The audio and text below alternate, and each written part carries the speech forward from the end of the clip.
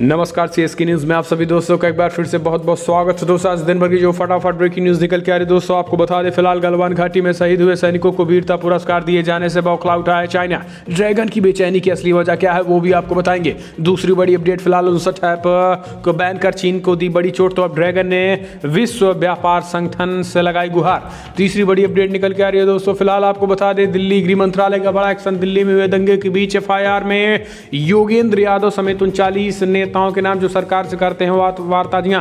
राकेश टिकैत भी है रडार पे, ये बड़ी अपडेट निकल के आ रही है। चौथी बड़ी अपडेट में आपको बताएंगे जो बाइडेन और पुतिन की हुई बातचीत, कई मुद्दों पर हुई चर्चा, इसके बारे में भी आपको जानना बेहद जरूरी है। इस बीच दोस्तों बड़ी खबर निकल के आ रही है, आपको बता दें जम्मू कश्मीर के कुलगाम में सेना की रोड ओपनिंग पार्टी पर भी हमला, ये भी आपको बताएंगे। इस बीच सब कुछ खबरें जानने बेहद जरूरी है, जहां पर CM योगी आदित्यनाथ ने भी कुछ एक बड़े ऐलान कर दिए हैं।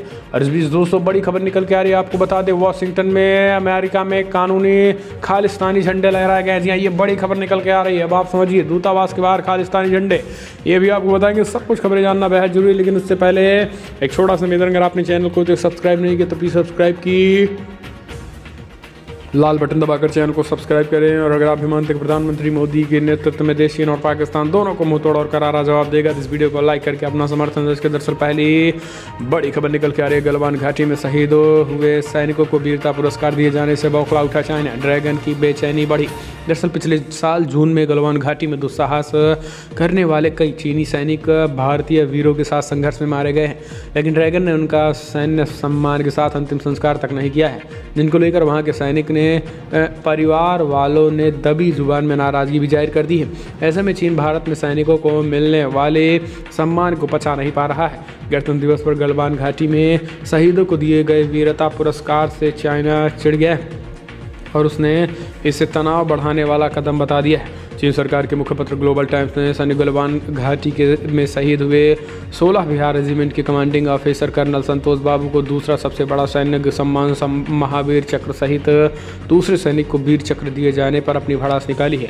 ग्लोबल टाइम्स ने चीनी विशेषज्ञों के हवाले से लिखा है कि फिलहाल 9वें राउंड की बातचीत में वो कुछ सकारात्मक दिखी थे और चीन लगातार चीज़ों को शांत करने के लिए गुडविल संदेश भेजे जा रहे हैं, लेकिन भारत के उकसावे वाले कदमों से दुनिया और हमारे लोगों को संदेश जाएगा कि भारत सीमा विवाद का समाधान नहीं चाहता है, वो सीमा पर शांति और स्थिरता नहीं चाहता है। संघाई इंस्टीट्यूट फॉर इंटरनेशनल स्टडीज़ में सेंटर फॉर एशिया पैसिफिक के डायरेक्टर झाओ झांगेन ने ग्लोबल टाइम्स से कहा है फिलहाल महामारी, आर्थिक मंदी और किसानों के आंदोलन से घिरा भारत चीन विरोधी कदमों के जरिए लोगों को ध्यान भटकाना चाहता है।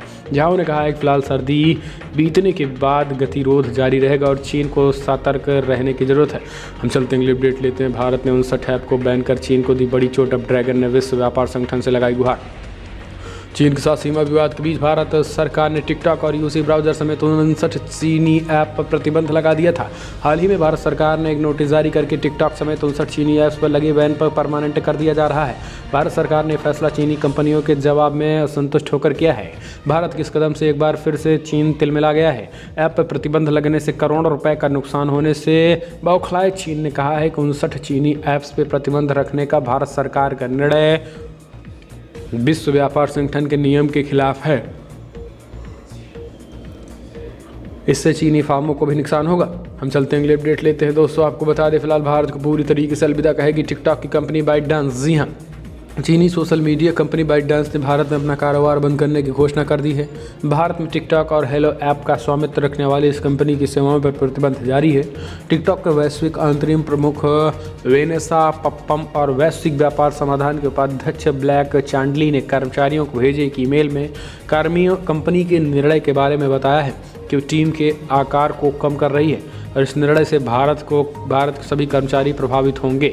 अधिकारियों ने कंपनी को भारत में वापसी पर अनिश्चितता व्यक्त की है, लेकिन कहा है कि फिलहाल आने वाले समय में ऐसा होने की उम्मीद बनी हुई है। ईमेल में कहा गया है कि हम ये नहीं जानते हैं कि भारत में कब वापसी करेंगे। हम अपने लचीलेपन पर भरोसा कर रहे हैं और आने वाले समय में ऐसा करने की इच्छा भी रखते हैं। हम चलते हैं अगली अपडेट लेते हैं। दिल्ली में उत्पाद FIR में योगेंद्र यादव समेत 39 नेताओं के नाम जो सरकार से करते थे वार्ता। जी हाँ, दिल्ली में 26 जनवरी के दिन ट्रैक्टर रैली के दौरान हुई हिंसा में पुलिस ने कई थानों में प्रदर्शनकारियों के खिलाफ एफआईआर दर्ज कर ली और इसमें नांगलोई थाने में भी जो एफआईआर दर्ज की गई है। आपको बता दें उनमें न सिर्फ डकैती की धारा लगाई गई है बल्कि 39 किसान नेताओं के नाम पर भी एफआईआर दर्ज हुई है जो सरकार के साथ वार्ता के लिए विज्ञान भवन जाते हैं।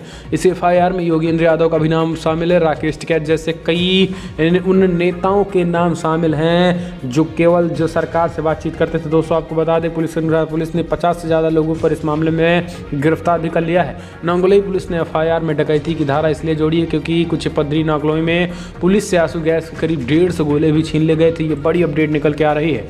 कहीं न कहीं एक तरीके से गृह मंत्रालय ने बड़ा एक्शन करने की तैयारी ले ली है। हम चलते हैं अगले अपडेट। जो बाइडेन ने पहली बार रशिया के राष्ट्रपति पुतिन के साथ की बात, इन मुद्दों पर हुई चर्चा। अमेरिका के राष्ट्रपति का पद संभालने के बाद जो बाइडेन ने मंगलवार को पहली बार रशिया के राष्ट्रपति व्लादिमीर पुतिन से फोन पर बातचीत की है। व्हाइट हाउस ने इसकी पुष्टि भी कर दी है। बातचीत के दौरान बाइडेन ने विपक्षी नेता अलेक्सी नावल्नी की गिरफ्तारी, साइबर जासूसी में रूस की संलिप्तता और अफगानिस्तान में अमेरिकी सैनिकों की हत्या पर इनाम घोषित किए जाने पर चिंता व्यक्त की है। व्हाइट हाउस की ओर से बताया गया है कि फिलहाल अमेरिकी राष्ट्रपति बाइडेन ने मंगलवार को रूस के राष्ट्रपति पुतिन के साथ बात की है। उन्होंने यूक्रेन की प्रभुता के लिए अमेरिका के दृढ़ समर्थन की पुष्टि की है और इन मामलों को उठाया है। अन्य मामलों में सोलर विंड्स हैक, अफगानिस्तान में अमेरिकी सैनिकों की हत्या पर रूस द्वारा इनाम रखने की रिपोर्ट, 2020 के अमेरिकी चुनाव में हस्तक्षेप शामिल है। हम चलते हैं अगले अपडेट लेते हैं। आपको बता दें दोस्तों फिलहाल बड़ी खबर निकल के आ रही है जहां पर जम्मू कश्मीर कुलगाम में सेना की रोड ओपनिंग पार्टी पर हमला, 4 जवान घायल। आतंकवादियों ने बुधवार को दक्षिणी कश्मीर के कुलगाम जिले के समिसपोरा इलाके में नापाक हरकत की है। सेना की रोड ओपनिंग पार्टी को निशाना बनाकर आतंकियों ने ग्रेनेड हमला कर दिया था। इस हमले में सेना के 4 जवान घायल हो गए और जिन्हें प्राथमिक उपचार के बाद सैन्य हॉस्पिटल में भर्ती कराया गया था। सैन्य प्रवक्ता ने इन हमले की पुष्टि भी की है। हमले के तुरंत बाद पूरे क्षेत्र की घेराबंदी कर हमलावरों की गिरफ्तारी पकड़ने की तलाशी अभियान शुरू कर दी गई है। उधर बीते महीने सौरा में हुए आतंकी हमले में घायल नागरिक की मौत हो गई है। घायल का उपचार SKIM हॉस्पिटल में भी चल रहा था। हम चलते हैं अपडेट लेते हैं दोस्तों। हरियाणा किसान आंदोलन खिलाफ बुलाई गई पंचायत, कहा फर्जी किसानों ने हाईवे किया है ब्लॉक। जी हाँ, हरियाणा के रेवाड़ी जिले में किसान आंदोलन खिलाफ पंचायत बुलाई गई है। जिले के डगरबूला में 15 ग्रामों के पंचायत हुई है। पंचायतों में कहा गया है कि यहाँ फर्जी किसान फेक फार्मर्स ने हाईवे को ब्लॉक कर रखा है। एक बार फिर हाईवे खाली करने के लिए सड़क पर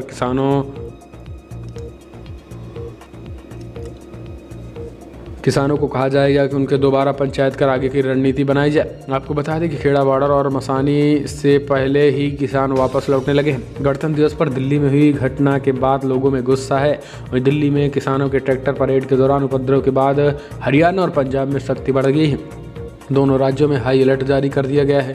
हरियाणा के 3 जिलों में शाम तक इंटरनेट सेवा भी बंद कर दी गई। हरियाणा के मुख्यमंत्री मनोहर लाल खट्टर ने उच्च स्तरीय बैठक भी की है। बैठक में राज्य की हालात की समीक्षा की गई और बैठक के बाद राज्य में हाई अलर्ट जारी कर दिया गया है। हम चलते अगले अपडेट लेते हैं। सीएम योगी ने 75 जिलों के 3.5 लाख लाभार्थियों को दिया प्रधानमंत्री आवास की सौगात, खाते में जाएंगे 24 करोड़ रुपए। 3 दिवसीय दौरे पर गोरखपुर मुख्यमंत्री योगी आदित्यनाथ बुधवार को प्रधानमंत्री योजना शहरी के 3.5 लाख से अधिक लाभार्थियों के खाते में तकरीबन 2400 करोड़ रुपए की दूसरी और तीसरी किस्त भेजेंगे। गोरखपुर एनेक्सी सभागार में अपराह्न 4 बजे से सीएम योगी प्रदेश के 75 जिलों के लाभार्थियों से वर्चुअली संवाद करेंगे। इस कार्यक्रम में सीएम के साथ कैबिनेट मंत्री आशुतोष टंडन और राज्य मंत्री महेश गुप्ता भी शामिल होंगे। मंगलवार को मुख्यमंत्री योगी आदित्यनाथ 2:30 बजे के करीब गोरखपुर गोरखनाथ मंदिर पहुंचे। उन्होंने गुरु गोरखनाथ के दर्शन करने के बाद अखंड ज्योति का दर्शन किया। इसके बाद ब्रह्मलीन महंत दिग्विजयनाथ एवं ब्रह्मलीन महंत अवैधनाथ की संपत्ति पर माथा टेक कर आशीर्वाद लिया गया। सीएम गोरखनाथ मंदिर में ही प्रवेश कर रहे हैं। आपको हम चलते अगले अपडेट लेते हैं दोस्तों। आपको बता दें फिलहाल अमेरिकी कृषि कानून के नाम पर भारतीय दूतावास के बाहर भी प्रदर्शन, खालिस्तानी झंडे लहराए गए। अमेरिका के वाशिंगटन डीसी में खालिस्तानी समर्थकों ने एक बार फिर से कृषि कानूनों के विरोध में नाम पर भारतीय दूतावास के बाहर प्रदर्शन किया है। खालिस्तानी समर्थकों ने गणतंत्र दिवस के मौके पर भारत में सरकार द्वारा लागू किए गए 3 कृषि कानूनों को वापस लिए जाने की मांग की है। प्रदर्शनकारी इस दौरान हाथों में खालिस्तान के झंडा भी लिए दिख रहे थे। इससे पहले भी दूतावास के बाहर इस तरीके के प्रदर्शन हो चुके हैं। पिछले साल दिसंबर में प्रदर्शनकारियों ने दूतावास के बाहर खालिस्तानी झंडे लहराते हुए गांधी जी की प्रतिमा भी खराब कर दी थी। आपको बता दें कि कृषि कानूनों को लेकर देश में घमासान मचा हुआ है और इसे लेकर करीब 50 दिनों से दिल्ली किसान दिल्ली में प्रदर्शन कर रहे हैं। 26 जनवरी को किसानों के ट्रैक्टर परेड में जमकर हिंसा भी हुई है। उपद्रवियों ने दिल्ली में कई जगहों पर हिंसा की और लाल किले में धार्मिक झंडा भी फहराया है। हम चलते हैं अगले अपडेट लेते हैं। दोस्तों आपको बता दें किसानों ने लाल किले का ऐसा हाल किया देखकर हैरानी ही नहीं गुस्सा भी आएगा, पूरी तरीके से लूटकांड मचाया था। जी हाँ, दरअसल केंद्र के कृषि कानूनों के खिलाफ चल रहे किसानों का आंदोलन 26 जनवरी को गणतंत्र दिवस के मौके पर दिल्ली में उग्र हो गया था। इस दौरान दिल्ली के कई अहम क्षेत्रों में किसानों और दिल्ली पुलिस के बीच झड़पें हुई हैं।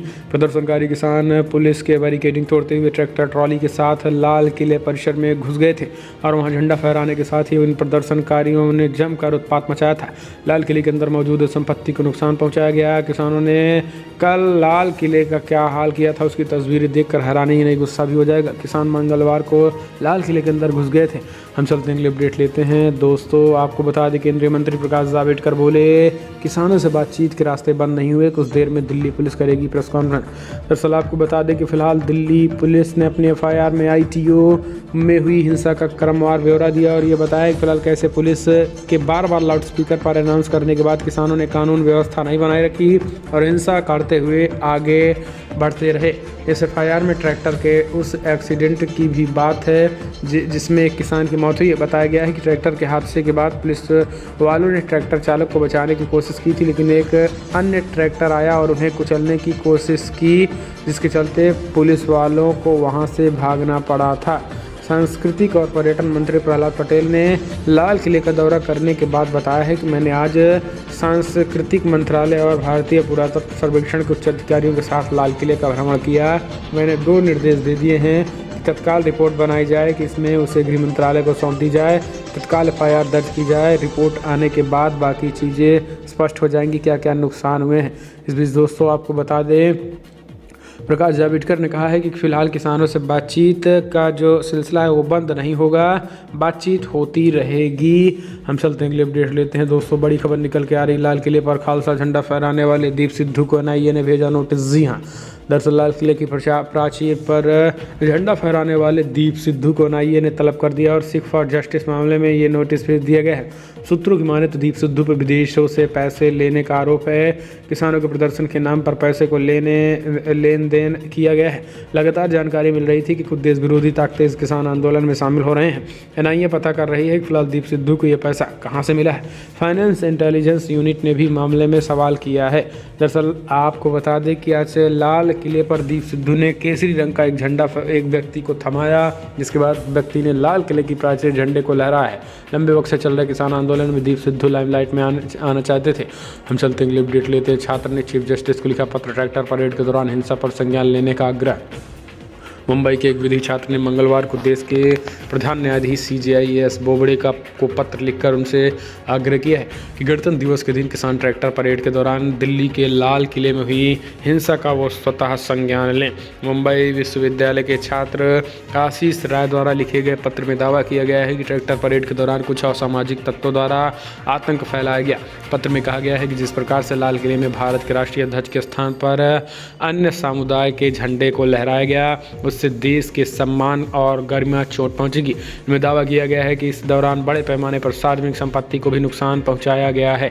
पत्र में कहा गया है कि ये एक शर्मनाक घटना है और इस घटना से पूरा देश आहत हुआ है। इस घटना के कारण देश के संविधान के साथ ही राष्ट्रीय ध्वज का भी अपमान हुआ है। इस तरीके के कृत्यों से भारतीय नागरिकों की संवैधानिक भावनाएं आहत होंगी। हम चलते हैं अपडेट लेते हैं। दोस्तों राम मंदिर निर्माण के लिए विश्व सिंधी समाज ने दी 200 किलोग्राम चांदी की ईंटें बक्से सिर पर रखकर पहुंचे लोग। जी हाँ, अयोध्या में भव्य राम मंदिर निर्माण के लिए विश्व सिंधी समाज ने 200 किलोग्राम चांदी समर्पित कर दी है। ये चांदी 1 किलोग्राम वजन वाली ईंटों की शक्ल में है। समर्पण के लिए सिंधु समाज के लोग चांदी की ईंटों से भरे बक्से पर सिर रख कर पहुंचे हैं। उन्होंने जमकर जय श्री राम के नारे लगाए। विश्व सिंधी सेवा संगठन के प्रमुख राजू मनवानी ने कहा है कि फिलहाल उनका संगठन सिर्फ भारत के नहीं बल्कि विदेशों को भी सिंधी समाज का प्रतिनिधित्व करता है। चांदी की ईंटें समर्पित करने पहुंचे प्रतिनिधिमंडल में भी भारत के विभिन्न देशों के अलावा नेपाल समेत 3 अन्य देशों के सिंधी समाज के प्रतिनिधि शामिल रहे। प्रतिनिधिमंडल में शामिल दिल्ली के भाजपा के पूर्व विधायक विजय जौली ने भी कहा है कि 1992 में कार सेवा के समय लाल कृष्ण आडवाणी और मुरली मनोहर जोशी का अयोध्या आए थे। हम चलते हैं, अपडेट लेते हैं। आपको बता दें, फिलहाल आज भी दिल्ली एनसीआर के कई क्षेत्रों में इंटरनेट बंद, घर से काम और ऑनलाइन कक्षाएं प्रभावित।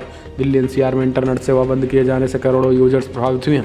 मंगलवार को गृह मंत्रालय ने दिल्ली एनसीआर के कई इलाकों में मोबाइल इंटरनेट सेवा को बंद कर दी थी।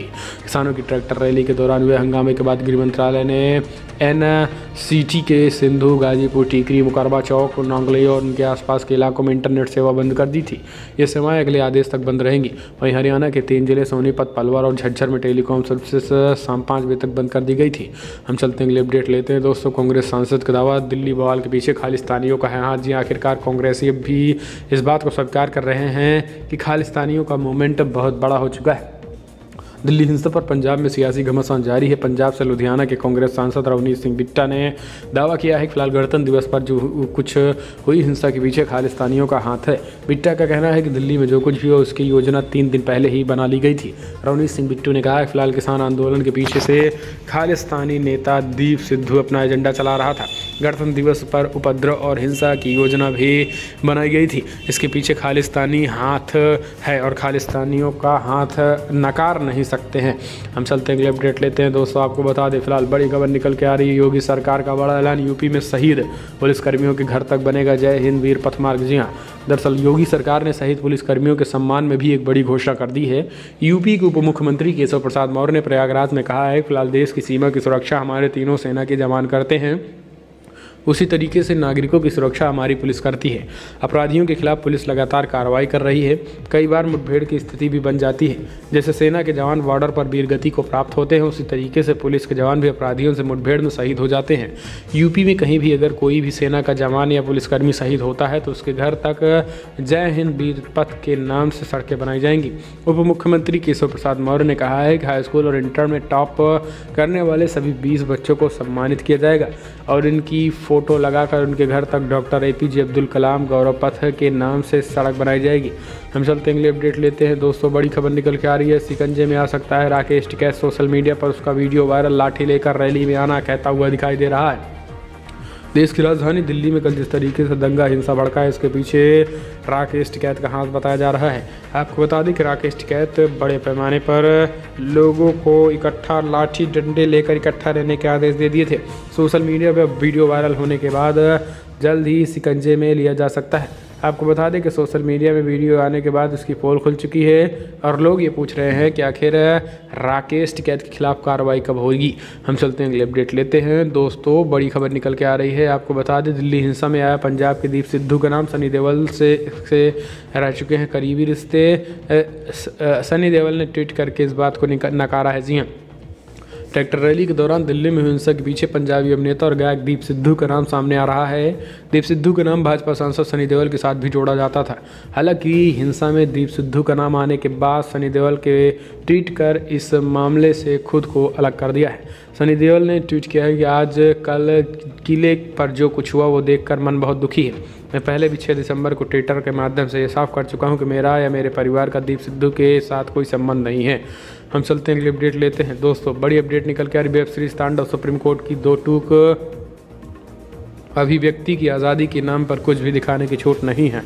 दरअसल वेब सीरीज तांडव के निर्माताओं को बुधवार को सुप्रीम कोर्ट से राहत नहीं मिल पाई है। सुप्रीम कोर्ट ने गिरफ्तारी पर रोक लगाने से इनकार करते हुए कहा है कि फिलहाल इस राहत के लिए हाईकोर्ट जाए। वेब सीरीज तांडव के निर्माता, लेखक और अभिनेता के खिलाफ देश भर में दर्ज मामलों को आपस में जोड़ने पर सुप्रीम कोर्ट ने नोटिस जारी किया है। मामलों पर अगली सुनवाई 4 हफ्ते के बाद होगी। वेब सीरीज तांडव को लेकर विवाद लगातार बढ़ता जा रहा है और देश के कई राज्यों में फिल्म का विरोध भी हो रहा है। निर्माताओं के खिलाफ भी FIR हुई है। हम चलते हैं, अपडेट लेते हैं। फिर से उठा सौरव गांगुली के सीने में दर्द, 1 माह में दूसरी बार हॉस्पिटल के लिए गए भर्ती। दरअसल BCCI के प्रमुख और भारतीय क्रिकेट टीम के पूर्व कप्तान सौरभ गांगुली की तबीयत एक बार फिर से आज बिगड़ गई है और इस बार उन्हें वुडलैंड्स हॉस्पिटल के बजाय कोलकाता के अपोलो हॉस्पिटल में भर्ती कराया गया। उनकी एक पारिवारिक सूत्रों ने बताया है कि सीने में बेचैनी की शिकायत पर उन्हें भर्ती कराया गया था। वो कुछ बेचैन महसूस कर रहे थे। कोलकाता पुलिस ने बेहाला स्थित उनके आवास से आसानी से हॉस्पिटल पहुँचाने के लिए ग्रीन कॉरिडोर बनाया। इसके पीछे बीते शुक्रवार यानी 22 जनवरी को सौरभ के बड़े भाई स्नेहाशीष गांगुली को भी एंजियोप्लास्टी हुई थी। हम चलते हैं अगली अपडेट लेते हैं। दोस्तों, बड़ी खबर निकल के आ रही। बिहार में लगा बड़ा झटका आरजेडी को। भूपेंद्र यादव की मौजूदगी में आरजेडी के कई नेता बीजेपी में हुए शामिल। दरअसल पटना बीजेपी के प्रदेश प्रवक्ता असगर शामली को गोली लगने के मामले में बीजेपी प्रदेश अध्यक्ष संजय जायसवाल ने कहा घटना को जानकारी मिली है। इस बीच दोस्तों, आपको बता दें कि पटना में आरजेडी के नेता पूर्व सांसद सीताराम यादव, राजद के पूर्व विधायक दिलीप यादव, पूर्व सांसद रामदेव माझी, बथनाहा के पूर्व विधायक नगीना देवी, पटना सिटी से चुनाव लड़ चुके संतोष मेहता, पटना नगर निगम के डिप्टी मेयर मीरा कुमारी बीजेपी में शामिल हो गई हैं। तो दोस्तों, फिलहाल बड़ी खबरों में इतना ही, लेकिन अगर आपको वीडियो पसंद आए तो लाइक कर शेयर करें, कमेंट के माध्यम से आप अपनी राय देना ना भूलें। इस वीडियो में इतना ही। जय हिंद, वंदे मातरम।